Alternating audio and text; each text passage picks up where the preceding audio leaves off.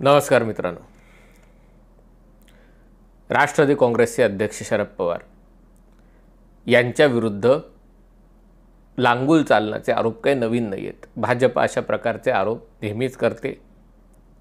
शिवसेनेनेही अशा प्रकारचे आरोप असंख्य वेळा पवारांविरुद्ध केलेले आहेत. अर्थात महाविकास आघाडी बनायच्या पूर्वी महाआघाडी बनल्यानंतर शिवसेना पवारांची भक्ती करू लागलेली आणि त्याच्यामुळे मुस्लिम लांगुल चालनाचे आरोप नवीन नसले तरी शरद पवारांवर हिंदू लांगुल चालनाचे आरोप हे मात्र काहीतरी नवीन प्रकरण झालं. आणि हे प्रकरण काय आहे तर आज शिवसेनेचा बालेकिल्ला असलेल्या ठाणे जिल्ह्यामध्ये भिवंडी येथे, जिथे भिवंडी देखील शिवसेनेने त्या 1984 सालच्या दंगलीमुळे शिवसेना मोठी झाली असं म्हणतात. पण भिवंडीमध्ये म्हणजे ठाणे जिल्ह्यातल्या जो शिवसेनेचा गड आहे तिथे असादुद्दीन ओवैसी यांनी शरद पवारांना आव्हानही दिलेलं आहे आणि सावरकरांचा अपमानही केलेला आहे. मला वाटलं होतं आजच्या दिवसभरात राहुल गांधी इकडून तिकडून लंडन कुठे गेलेत माहिती नाही, तिकडनं सावरकरांचा अपमान करतील. पण सावरकरांचा अपमान असादुद्दीन ओवैसींनी भिवंडीत येऊन केलेला आहे. आणि आता सावरकर भक्त असलेली शिवसेना याच्याबाबत काय करते ते आपल्याला सगळ्यांना बघायला हवं. त्याचबरोबर राष्ट्रवादी काँग्रेसवर शरद पवारांवर हिंदुत्ववादी असल्याचा आरोप, आणि म्हणजे ये बात कुछ हजम नाही हुई असं म्हटलं तर असादुद्दीन ओवैसी यांनी आपल्या भाषणाच्या सुरुवातीला, मी त्यांचं भाषण पूर्ण ऐकलं, आणि त्यांनी भाषणाच्या सुरुवातीला एक वक्तव्य केलं. संविधानाच्या चौकटीत राहून तक्रीर कशा प्रकारे करतात म्हणजे त्याचं उदाहरण म्हणून हे माझं भाषण बघा असं त्यांनी भाषणाच्या सुरुवातीलाच सांगितलं. आणि हे खरं आहे, म्हणजे त्यांनी घटनेच्या चौकटीत राहून भाषण केलं आणि त्यामुळे अनेक प्रक्षोभक वक्तव्य त्यांनी केली. पण ती अशा पद्धतीने केली की त्या प्रक्षोभक वक्तव्यांबद्दल त्यांच्या विरुद्ध काहीही करता येणार नाही, कारण त्यांनी ती चौकटीत राहून केलेली होती. त्यामुळे एका राजकीय भाषणासाठी पूर्ण गुण मी त्यांना देईन, पण त्या चांगल्या भाषणाच्या मागे असलेली विषारी विचारधारा वेळीच ओळखणं आवश्यक आहे. असादुद्दीन ओवैसी यांनी सुरुवातीचा काही काळ स्थानिक प्रश्नांवर आणि MIMच्या स्थानिक कोणतरी पदाधिकारी आहे, कोणतरी गुड्डू, त्याला अटक करण्यात आलेली आहे भिवंडीतल्या लोड शेडिंगबद्दल. अर्थात ते लोक वीज बिल भरत नाहीत बऱ्याच ठिकाणी, भिवंडीमधले बरेच भाग आहेत जिथे, आणि आता त्याच्या वितरणाचं काम टोरेंट या कंपनीला देण्यात आलेलं आहे आणि त्यामुळे वीज बिल कापलं, त्याच्याविरुद्ध काही आंदोलन केलं, त्याच्याविरुद्ध त्यांनी केलं. पण नंतरच्या भाषणामध्ये असादुद्दीन ओवैसी यांनी महाविकास आघाडी सरकारवर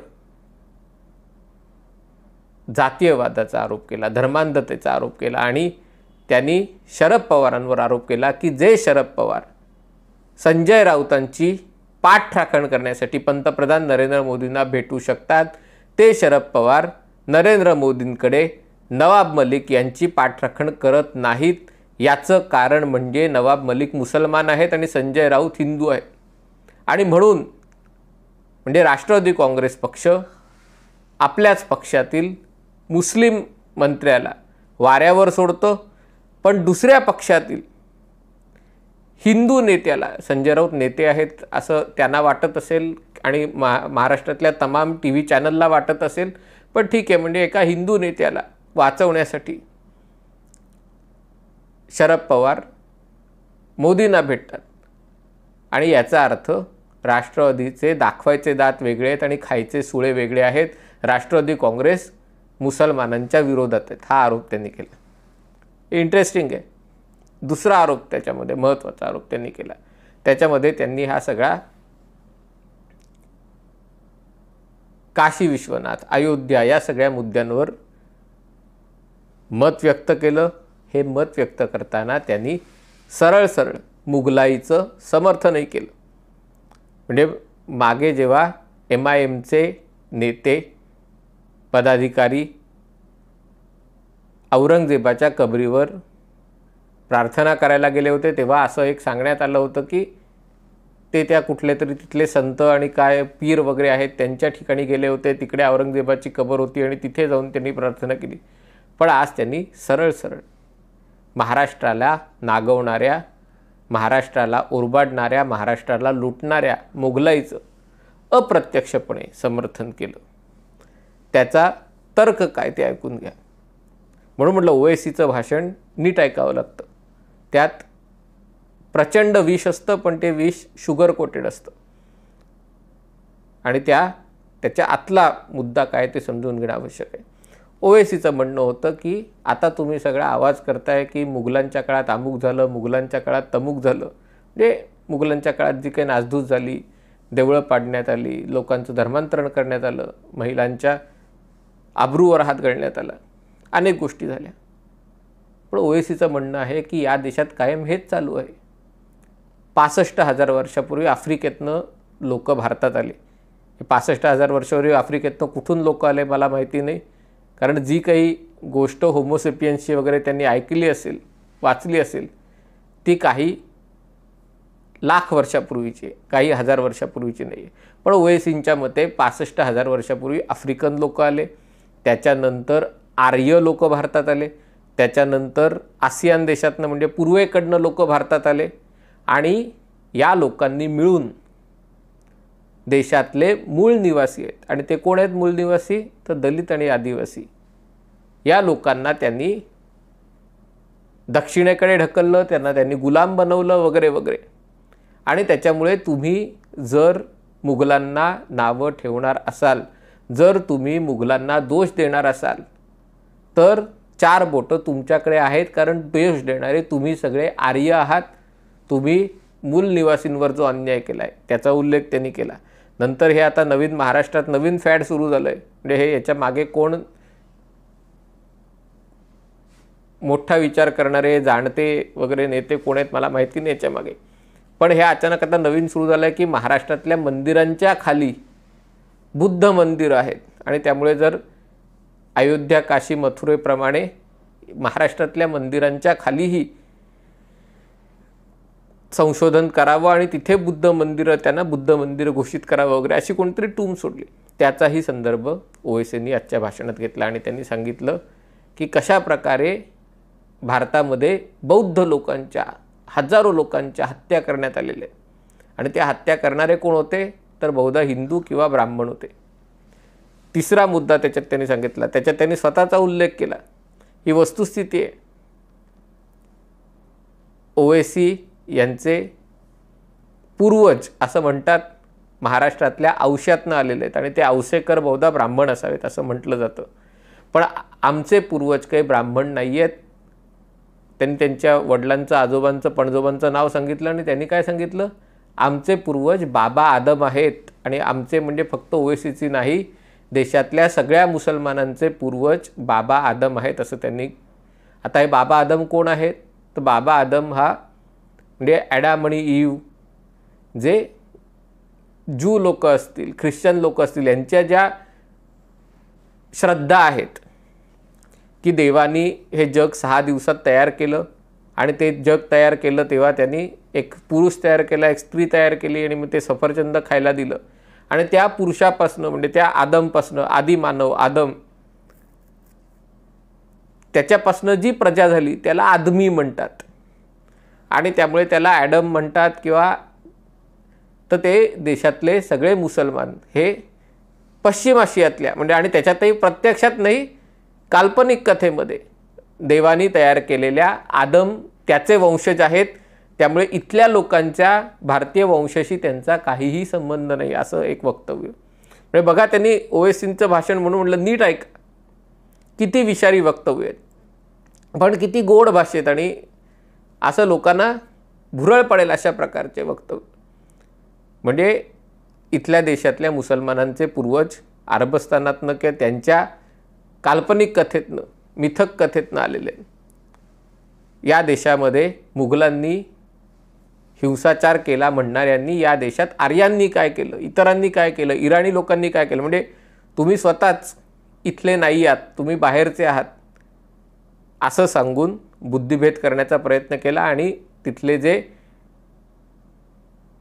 प्रेक्षक होते, जे सभेला गर्दी झालेली, त्यांच्या टाळ्या आणि शिट्ट्या मिळवल्या मुघलांचं समर्थन करून, अप्रत्यक्षपणे समर्थन करून. शरद पवारांना हिंदुत्ववादी म्हटलं. हे हिंदुत्ववादी भाजपामध्ये आणि शिवसेना, काँग्रेस, राष्ट्रवादी यांच्यामध्ये काही अंतर नाही आहे. कशा प्रकारे भिवंडीमध्ये भाजप आणि सेना यांनी मिळून काँग्रेस आणि राष्ट्रवादीच्या विरोधात हे निवडणुका होत्या आणि एकमेकांना दूषण देणारे, एकमेकांवर कडवट टीका करणारे. कारण भिवंडी तर अशा प्रकारचा धार्मिक राजकारणाचा गड राहिलेला आहे, कारण भिवंडीमध्ये मुस्लिम लोकसंख्या मोठ्या प्रमाणावर आहे आणि त्यामुळे महाराष्ट्रातल्या इतर कुठल्याही ठिकाणापेक्षा भिवंडीमध्ये शिवसेना ही अधिक हिंदुत्ववादी, अधिक कट्टर हिंदुत्ववादी राहिलेली आहे आणि त्यामुळे निवडणुकीमध्ये एकमेकांविरुद्ध लढले, पण विधानसभेत मात्र मांडीला मांडी लावून बसले आणि त्यामुळे एकीकडे शिवसेनेचं हिंदुत्व कसं बेगडी आहे असा आरोप ओवेसीने केला आणि दुसरीकडे राष्ट्रवादी काँग्रेस आणि शरद पवार छुपे हिंदुत्ववादी आहेत असाही आरोप केला आणि त्याच्यासाठी नवाब मलिकचं उदाहरण दिलं आणि स्वतः MIMनी नवाब मलिकांच्या सुटकेसाठी आग्रह धरला. म्हणजे राष्ट्रवादी काँग्रेसच्या भ्रष्ट मंत्र्यांसाठी जे तुरुंगात आहेत, MIM आता मैदानात उतरली. का? तर नवाब मलिक मुसलमान आहेत म्हणून. त्याच्यानंतर त्यांनी जो मुद्दा मांडला तो पण तसाच महत्त्वाचा आहे. त्याच्यात त्यांनी केतकी चितळेलाही आणलं आणि त्याच्यात त्यांनी जो मुद्दा मांडला, जर मुख्यमंत्री उद्धव बाळासाहेब ठाकरे यांच्याबद्दल कोणी वक्तव्य केलं, म्हणजे ते नारायण राणे असतील, नवनीत राणा असतील, अन्य कोणी असतील, तर लगेच त्यांच्या घरी महापालिकेची कारवाई होते. त्यांचं घर अधिकृत आहे का अनधिकृत आहे त्याची तपासणी केली जाते. त्यांना कुठल्या ना कुठल्या तरी आरोपावरनं अटक. आणि तसंच शरद पवारांविरुद्ध ती नुसती पोस्ट टाकली केतकी चितळेंनी, तरी त्या पोस्टसाठी तिला अटक करण्यात आली होती.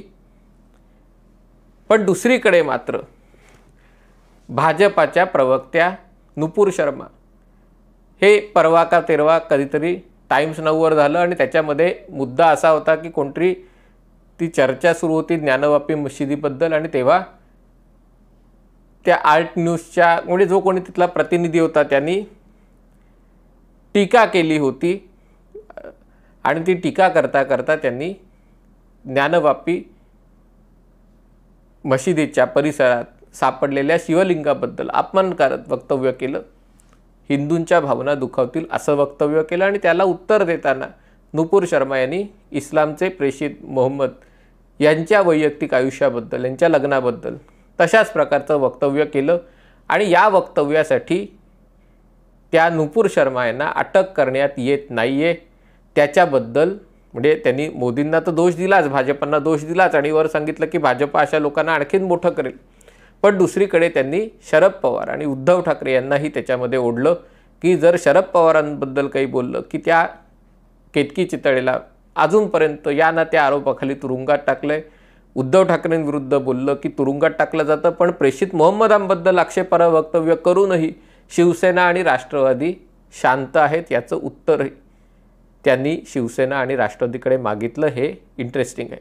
आणि सगळ्यात शेवटी त्यांनी स्वातंत्र्यवीर सावरकरांनाही याच्यात ओढलं आणि त्याच्यात त्यांनी सांगितलं की स्वातंत्र्य लढ्यामध्ये जे मुसलमान लढले त्यांनी कधी माफी मागितली नाही, पण म्हणजे भाजपा थोडक्यात माफीवीर सावरकरांना त्यांचा उदो उदो करतोय, महात्मा गांधींच्या हत्येत सहभागी असलेल्या सावरकरांचा उदो उदो करतोय.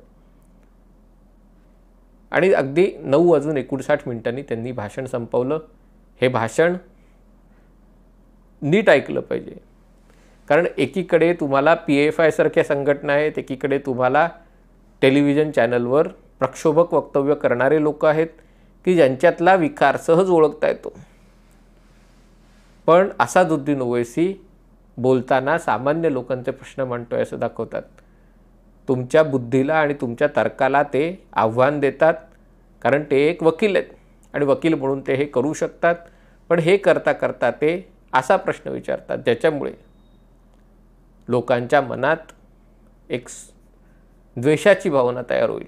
गोड बोलून पण विषारी विचार, हे ओवैसींचं वैशिष्ट्य आहे. मुद्दा असा आहे की ओवैसींच्या या भाषणाबद्दल महाराष्ट्र सरकार महाविकास आघाडी सरकार, खास करून शिवसेना, ज्यांनी सावरकरांचा अपमान या भिवंडीत शिवसेनेच्या बालेकिल्ला असलेल्या ठाणे जिल्ह्यात येऊन केला, मुघलांची भलामण केली अप्रत्यक्षपणे का होईना, याच्याबद्दल काही प्रतिक्रिया देणारे, कारवाई करणं नाही करणं ही पुढची गोष्ट आहे. कारवाई करणं अवघड आहे मला माहिती आहे, कारण ओवेसीनी जे काही बोलायचं ते त्या चौकटीत राहून बोललंय. चौकटीत राहून बोलल्यावर कारवाई करता येत नाही, पण निदान त्याच्याबद्दल जळजळीत प्रतिक्रिया तरी देणं, या तरी गोष्टी केल्या जाणार आहेत का ते बघावं लागेल. अन्यथा ओवेसी जे म्हणत आहेत त्याच्यामध्ये तथ्य असल्याचं लोकांना वाटल्याशिवाय राहणार नाही. ओवेसींच्या भाषणाकडे काळजीपूर्वक बघायला हवं. तुर्तास इथेच थांबतो. पाहत रहा MH48.